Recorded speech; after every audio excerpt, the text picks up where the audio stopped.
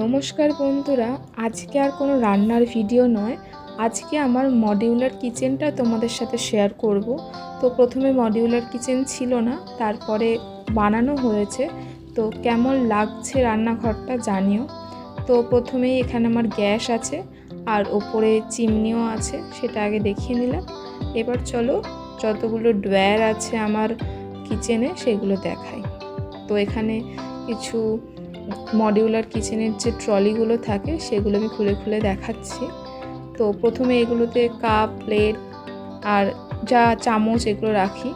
তো তারপরে কিছু বাটি, গ্লাস এগুলো নিচের ইয়েতে রাখা হয়, নিচের ট্রলিটায়। আর একদম নিচের ট্রলিটা সব থেকে বড়, এটার মধ্যে থালা, একটু বড় সাইজের বাটিগুলো এখানে রাখা হয়। তো এটা গেল আমার প্রথম পার্টটা। তার পাশেই আছে আমার যে সিলিন্ডারের জায়গাটা। তো এটা সিলিন্ডারটা রাখা হয়েছে। তারপরেই আমি সিঙ্কের নিচে, এখানে সিঙ্কের নিচে যেহেতু প্রপার একটা কর্নার পড়েছে, তো সেই জন্য এটা হাফ হাফ করে করা আছে। তো সিঙ্কের নিচে কিছু যে জিনিসগুলো আমাদের একটু কম ইউজ হয় সেইগুলো রাখার চেষ্টা করব। কিছু ঝুড়ি, বটি এইগুলো রাখা থাকবে। তো সেই জন্য সিঙ্কের নিচটা এরকম দুটো পাল্লা করা হয়েছে। তো তারপরে চলে আসি এই সাইডে। আর কালার কম্বিনেশনটা কেমন হয়েছে জানাবে, পুরোটাই আমার আইডিয়াতে করা। তো কেমন লাগলো কালার কম্বিনেশনটা জানাবে। তো এখানে ছোট প্লেট, কিছু টিফিন কৌটো রাখা আছে। আর তার নিচের ট্রলিতে একটু বড় কড়াই, তারপর ননস্টিক কড়াই, এই ধরনের জিনিসপত্রগুলো রাখা। তো পাশেরটা আমি একটু ক্রিস ক্রস ওয়েতে রেখেছি, হোয়াইটের সাথে সি গ্রিনটা। এখানে হাঁড়ি আছে, ডেস্কি আছে। তো নিচেরটাতেও কিছু বড় বড় জিনিস আছে।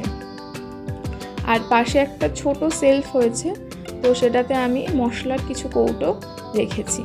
তো এই হচ্ছে আমার নিচের পুরো কিচেনের যত ট্রলি আছে সেগুলো দেখালাম। তো কেমন লাগলো জানাবে, আশা করি তোমাদের ভালো লাগবে।